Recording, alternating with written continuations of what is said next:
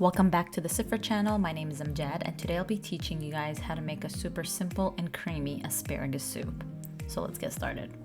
And please don't forget to subscribe.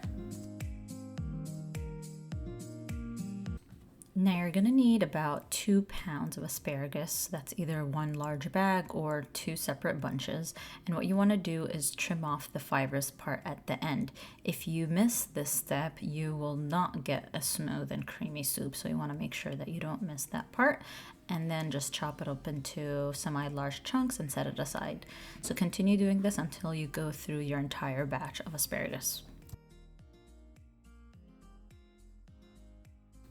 Next, you'll want to dice 1 large yellow onion, pretty small dice, and then peel and chop 2 golden potatoes. Russet potato works fine. If you have leftover baked potato, this also works perfectly. You can just set it aside for when you're ready to use it. So first you want to bring some water up to a boil in a pot, add some salt and add your potatoes in. Cook them until they are fork tender, then drain and set aside.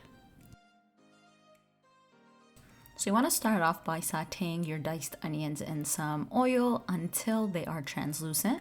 Then add your crushed garlic. And with the garlic, you don't want to cook it too long, just until it starts becoming nice and fragrant. Once that happens, we're going to add our asparagus. Now mix that around for a minute or two and then fill your pot with chicken broth just until all the asparagus is covered. Now if you want to keep this vegetarian, just use a vegetable broth. That works perfectly fine.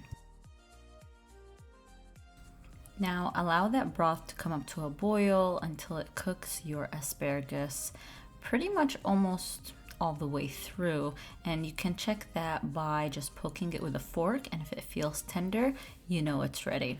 So at this point we're going to add our cooked potatoes.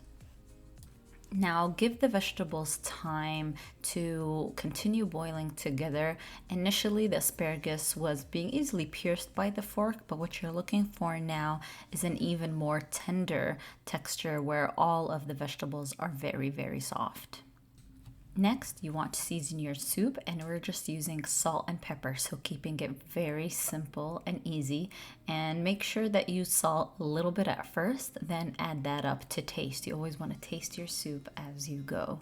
All right, so now that we've seasoned our soup, we need to blend it up. If you have an immersion blender, this is the easiest way to do it. If you don't, no problem, just use a regular blender. Dump everything in and then dump everything out, obviously. And so typically with asparagus soups, a lot of people like to run it through a sieve. Now I have found that if you are patient and you actually blend the soup enough, so sometimes 4 to 5 minutes, you'll get that beautiful consistency. And that way you're not removing any of the nutrients that may be in the fibers. So be patient, continue blending your soup. Now once that is all nice and smooth and you don't feel any fibers, add your cream. I'm using heavy cream today, and this is 100% up to preference.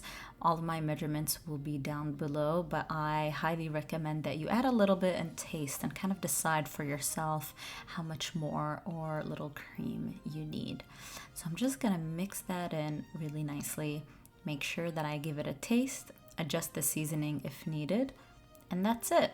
Really, this soup is as simple as that. It comes together beautifully.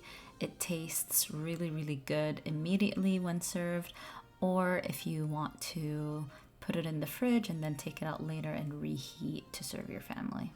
Now, if you want to be extra fancy and make your dish look pretty, you can add a little drizzle of extra cream and twirl it just like I just did, and that's it. It's as simple as that, and I am sure that your entire family will love this soup. Please make sure to comment below if you give it a try, and don't forget to subscribe.